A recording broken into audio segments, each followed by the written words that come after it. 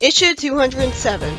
We start out with narration telling us about Robotropolis with its force field around it and a new Fort Acorn, a stronghold standing between Eggman's new capital and the radioactive Slag.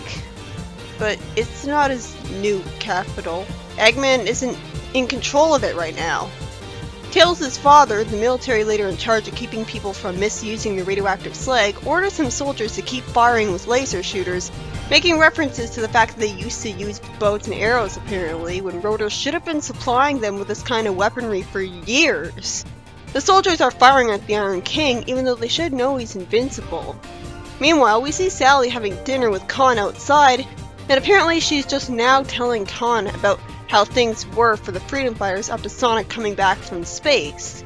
Well, they weren't really spending every day together until now, so.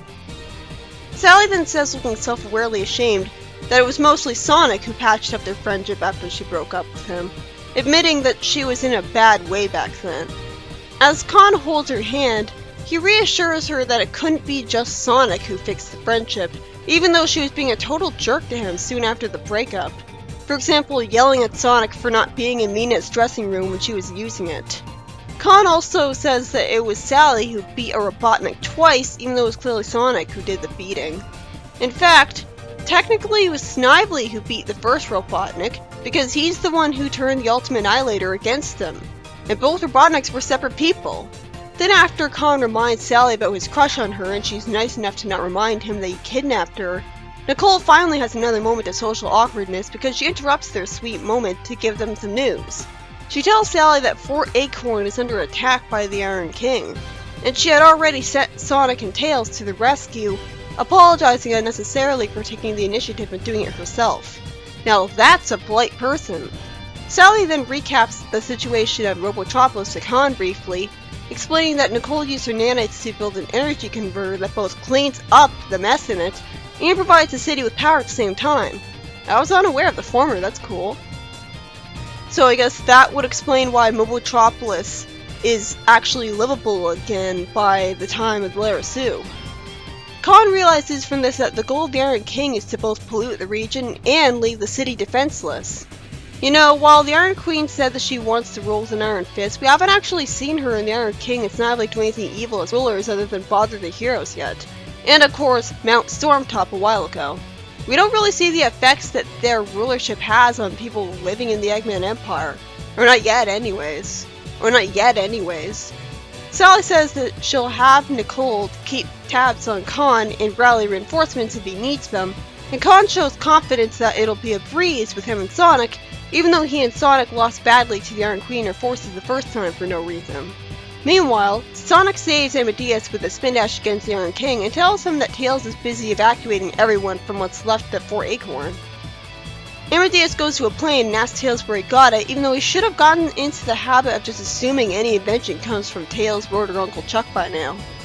Tails then reveals that Nicole built it with her nanites, and Amadeus says he's proud of his son for being able to fly it so easily. For some reason, the Iron King just lets everyone in the airship leave, even though it's not clearly stated that Sonic knocked him out or anything. Did he take that long to get up? Sonic spin dashes around him in a circle, sending mud everywhere, causing the Iron King to be trapped in a hole in the mud in a creative use of his speed powers akin to the earliest issues of the comic. Seriously, nowadays it's just him spin dashing stuff. Sonic jokes around, but then the Iron King immediately breaks free of the soil with his super strength, I suppose, but his trapping him was enough to delay him until Khan would show up. Sonic lampshades how Khan and the Iron King are taking a little bit too long to fight each other, and with Sally checking up on Antoine and Bunny, Antoine is still really overprotective and worried about Bunny, even though she was just made tired earlier. It's not like she got injured or sick. And yet Sally says that Bunny will take a week to get ready for active duty again. I have to wonder why she's bothering to mention the active duty part though, since with the Iron Queen around, there's not much Bunny could do without the same thing happening to her again. Sally complains that she can't hide anything from Bunny, as she figures out she's got something on her mind, and it's revealed that Sally is falling for Khan. Bunny reassures her that's okay for her to return his feelings, even as Sally complains that she might not have the time to date. As we see Khan and Sonic fight the Iron King, Bunny narrates to Sally that Sally's always been into guys who are strong and protective of her. That's a little odd if you think about the early Sally, who was all defensive about guys like Sonic wanting to protect her, and insisted on leaving the safety of her home by herself to prove a point. Bunny wastes a few more panels stating what we already know, and hugs Sally, the two having a true girl friendship moment for what I think might be the first time in the comic thus far. They never really had an extended talk like this on screen before. Meanwhile, Khan says that the only weakness of the Iron King is that he's not incredibly bright. Sonic decides to tell Khan to be the distraction for him, and he tells Nicole, who has a direct link to the city, that he needs a plan done fast. Then he tells the Iron King that he wins on the condition that he just destroys the power siphon and leaves his shield alone. He fools the Iron King and explains to Khan in a whisper that he had Nicole rebuild the power siphon underground, so the Iron King is smashing an empty shell. And by the time he finds out that he's been tricked, Sonic and Khan will be long gone and New Metropolis will somehow be even more secure than before. Why didn't Nicole build decoy power siphons already just to be sure? The two return to Sally, who says that Tails is with his father checking on the wounded. I guess he wants to reassure himself that they're gonna make it. And she says that Nicole had filled her in on what they did. What's stopping the Iron King from trying the same plan again? Sally tells Khan that she wants to talk with them, and in a moment of better writing than the games, when Sonic sees her walking away with Khan, he decides to actually humor Amy and go on a date with her. I don't know if he's enough the manipulating type to intentionally be trying to get Sally jealous by using Amy like that. Maybe he's just lonely. In the next story, the Iron Queen calls Snively and the Iron King idiots, blaming them for everything when the latter had a good reason to make his mistake, and she goes to her room in a huff. The Iron King then reveals in a bit of good writing that the Queen wasn't always so demanding and shrill. When she first started out with him, she was much more softer spoken. With us getting more backstory on her finally, he reveals that she used her techno-magic to awaken the long dormant for some reason machines of the land to help the Iron King conquer the Dragon Kingdom. We see this as she's standing in front of what looks like Eastern-looking dragons and a Cyclops robot. Are those the robots from In Your Face? That special took place in the Dragon Kingdom? I thought it took place in the Badlands near Robotnik's base. Their efforts were usually crushed by a warring ninja clan, or the people they tried to conquer, so they couldn't get any foothold in the region. All of that changed when Robotnik came around. The Iron Queen convinced him to endorse her as his regional sub-boss, and he accepted for some bizarre reason instead of trying to roboticize her and the Iron King like he tried to do mindlessly with literally everyone.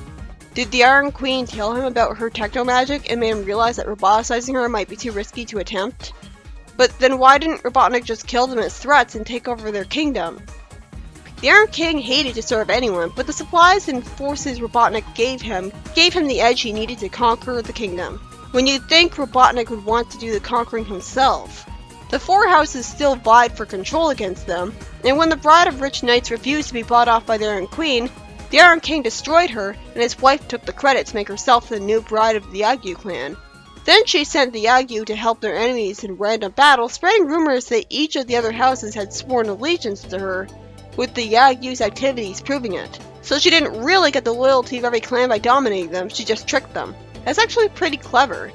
The Iron King and Queen had been just about to conquer the Dragon Kingdom as a whole when Robotnik was about to fall, and the Iron King blamed Snively for him becoming the butt of Sonic's jokes after all that. Fortunately for Snively, he randomly decides that he's not worth the effort so that he can continue to live in the comic, and Snively says to himself that he's already figured out how the Iron Queen will conquer the city. Wait, earlier on she said she was going to burn the city, now she wants to conquer it? Make up your mind, you can't do both. This issue was by Ian Flynn.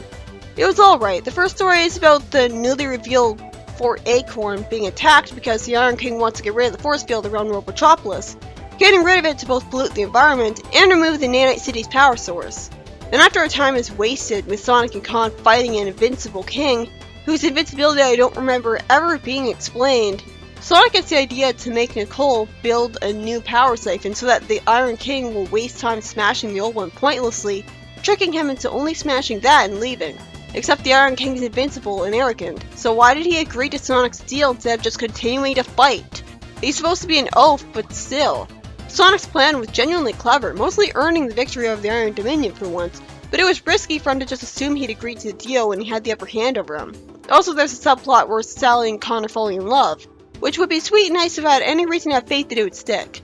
I'm not sure why I support these two more when Khan's stated to be not that different from Sonic in personality. Khan's not even smart, he just calls Sonic childish and acts like a serious foil to him. But he's not the cautious, logical type due to his temper. I guess I'd just rather Sonic be free to date other people than his total opposite. And if Sally dates her total opposite, that's her problem. And the second story explains the Iron Queen coming to power. Apparently, those robotic monsters from In Your Face that were all about testing Sally to see if she could get an inspirational note from Julayla were inexplicably abandoned technology in the Dragon Kingdom all along. So Julayla traveled all the way to the Dragon Kingdom, and the Iron Queen awakened them to help the king conquer stuff. I like that as Sage she used to be much more soft-spoken, although it's only implied that she became harsher from being corrupted by power, and we don't actually see evidence of her being soft-spoken. It's just told to us in one line. Show, don't tell. I still have to question why Robotnik would ever help the Iron King and Queen instead of either sending his robots to grab them and roboticize them, or having them destroyed as a threat to him. Why would he want to help people other than him conquer? That makes no sense. That means he wasn't really ruling the whole world himself then.